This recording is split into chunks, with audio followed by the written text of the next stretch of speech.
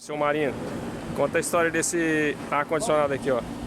Pessoal, fomos chamados aqui para ver o ar-condicionado dessa empresa. Estava não esfriando. O que acontece quando o aparelho congela desse jeito aqui, ó?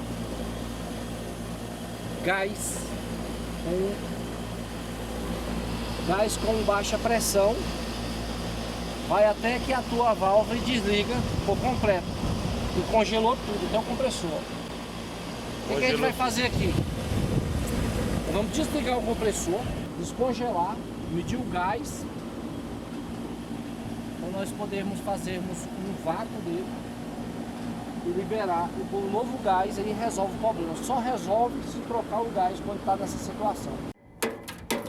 Trincando o gelo aí, ó. Tirando esse gelinho aqui. De boa. Pra gente poder medir o gás.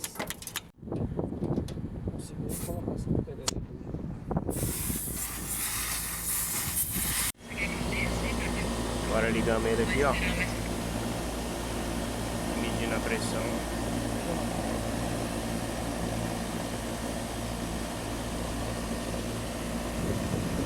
Da baixa pressão.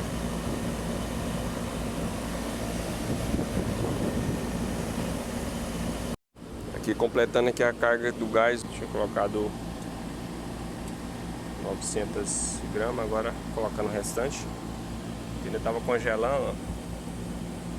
E aí o gás descendo aí, ó, forma líquida. Bom, pessoal, ó, foi colocado aqui 2 kg de gás R22, certo?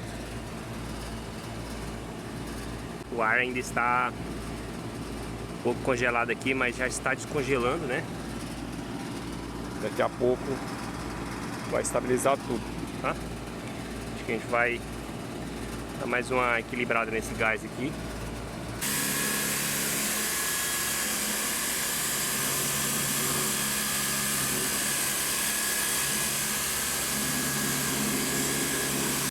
Bom, aqui ó, limpeza.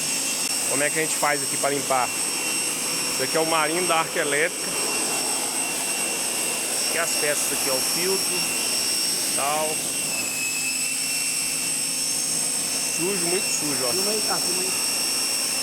Muito sujinho, mas esse é o serviço, ó, limpeza. Fica zero depois.